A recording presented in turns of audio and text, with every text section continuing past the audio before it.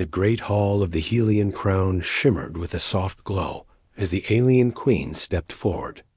Her throne rose behind her like a silver mountain, shaped by centuries of rule and tradition. Her people considered her the most powerful figure in the galaxy, yet in that moment she looked unusually calm.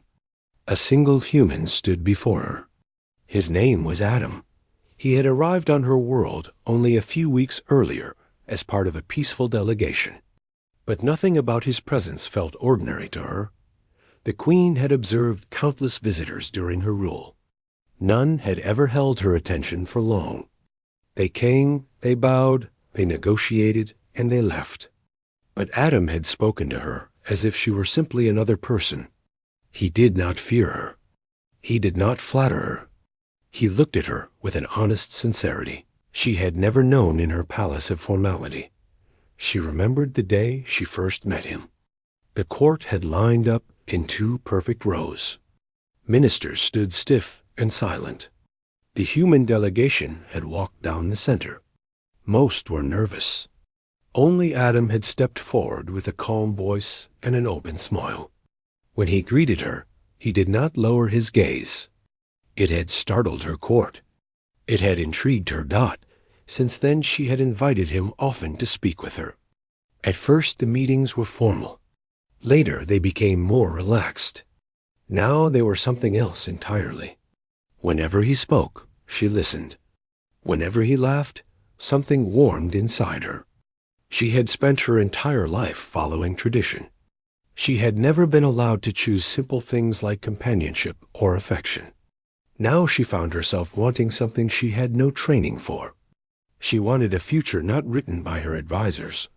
Adam had no idea what his presence had done to her thoughts. She admired the way he cared for the people around him. She admired the way he solved problems with patience. She admired the way he carried hope, as if it were a natural part of living. On her world, hope was seen as a luxury, but he held it like a basic truth. That morning she had asked the court to leave the hall. She wanted to speak to Adam alone. It was the first time she dismissed everyone for one human. Her people would whisper about it later, she knew, but she did not care. Adam stood quietly now. He wore the plain uniform of his mission. He noticed the small tremor in her hands as she approached. The Queen of Helia never trembled. It made him straighten a bit, unsure of what was coming. She stopped a few steps away and looked up at her throne. It had always represented duty, power, and sacrifice. She had defended her world from threats, negotiated peace with distant regions, and made decisions that shaped generations. Yet she had never asked herself what she wanted. For the first time she understood the weight of the throne in a personal way. She turned to Adam. Her voice was soft but steady. "If I lay down my throne, will you marry me, human?" Adam froze. He had not expected anything of this scale. He knew the queen respected him. He knew she enjoyed his company. But marriage was something he had never imagined. The room felt impossibly silent. He tried to form words, but nothing came out at first. The queen waited. Her expression held no command. She was not giving an order. She was offering something she had never offered before. She was giving him the freedom to choose. Adam drew a slow breath. He needed to understand. "Why me?" he asked Dot. She lowered her gaze for the first time since he met her. "Because you speak to me as if I matter for the person I am, not for the power I hold. I have led my people for many years. I have made choices for them, but I have never been allowed to choose for myself. When I am with you, I feel like I can be more than a queen. I feel like I can be someone real." Adam listened carefully. He respected her strength, but he also understood her loneliness. He had felt something growing between them two, but he needed to be certain. "If you give up your throne, what will happen to your world?" Her eyes softened. "I will appoint a council. I have trained them for seasons. They will guide Helia well.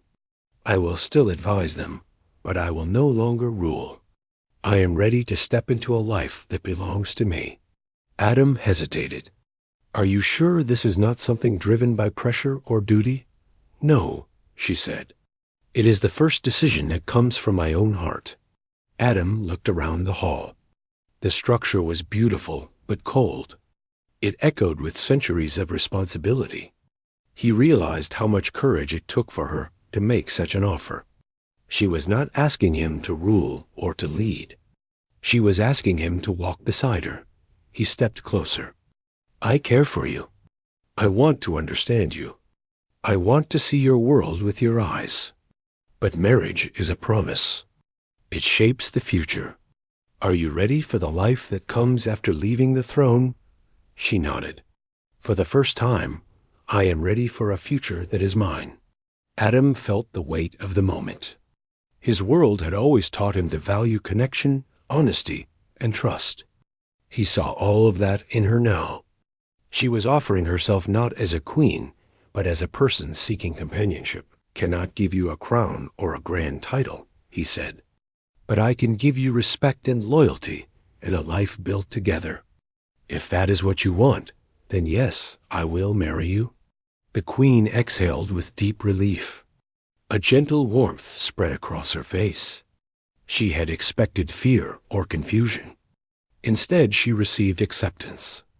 At that moment, she realized how deeply she valued him. She took his hand. Her fingers felt cool at first, but warmed quickly. This simple touch felt more important than any ceremony she had ever attended. It was a beginning of something new. They walked together down the hall. She paused at the base of the throne. She touched the carved surface one last time. Her hand slid along the smooth metal. It carried memories of decisions, sacrifices, and long nights. She whispered a quiet farewell. "I served you well," she said. "Now it is time for me to live instead of only rule." Adam watched her. He understood that he was witnessing a historic shift in her world. He also understood the depth of trust she placed in him. The council entered the hall in silent awe. They had been waiting outside, and now saw the queen standing at the foot of her throne, hand in hand with a human. Their expressions carried surprise, but also acceptance. They respected her choice, even if they did not fully understand it. The queen addressed them. "From this moment, I step down. The council will lead Helia. I will stand by your side when needed, but I will no longer hold the crown." The council members bowed. One of them stepped forward. "We thank you for your service. We trust your guidance even now, and we honor the path you choose." With that, the queen turned away from the throne and walked beside Adam toward the exit. It was symbolic and simple. It was the beginning of a new chapter. As they moved through the palace, the guards saluted her. She returned their gestures with warmth she had never shown before. She felt lighter with each step. Adam noticed the change in her posture. She seemed more human in the best possible way, more alive. They reached the balcony overlooking the Helian capital. The city stretched in shimmering blue towers and floating bridges. The sky held gentle streaks of light. It was a world of advanced beauty, yet she had always viewed it through the lens of duty. Now she looked at it with appreciation. Adam leaned on the railing. "It is impressive," he said. She smiled. "It is home. And now you are a part of it." He turned to her. "What happens next?" She considered her words carefully. "We start slowly. We learn each other. We build our life together one day at a time. My people will accept you because I trust you. Over time, you will find your place here. There is no need to rush anything." Adam appreciated her clarity. "That sounds right." She took his hand again. "I never thought I would choose a life like this, but I am glad I did." The city breeze brushed past them. It carried the scent of Helian flowers. Adam closed his eyes for a moment and let the peace settle around him. He felt grounded in a way he did not expect. Later that day, they walked through the palace gardens. The queen showed him her favorite path. She spoke about her childhood, her training, and her early years as ruler. He listened with genuine interest. He also shared stories from his own world. She found his life simple, yet meaningful. As the sun of Helia set, the gardens glowed with soft colors. Adam and the former queen walked slowly, enjoying the quiet. There was no throne between them now, no expectations. Only two people exploring the beginning of something new. She stopped near a small fountain. "Thank you for accepting me as I am." Adam looked into her eyes. "Thank you for trusting me with something so important." They stood together, watching the gentle movement of the water. The moment felt calm and complete. Nothing more needed to be said. Later that night, they returned to the palace. Preparations for their union would begin soon, but neither felt overwhelmed. They were ready to move forward at a steady pace, learning and growing together. Helia entered a new era of leadership under the council. The people accepted the change with curiosity and hope. Many admired the courage of their former queen. Many felt inspired by her choice to pursue a life built on mutual respect and companionship. Adam and the former queen became symbols of unity between humans and Helians. Their stories spread across regions, carrying a message of understanding and choice. Their bond became a reminder that connection can shape the future as powerfully as any rule. In time, they created a peaceful life together. They traveled through cities, met with citizens, and supported projects that strengthened harmony. They continued to learn from each other. She taught him about her culture and traditions. He taught her about human values and gentle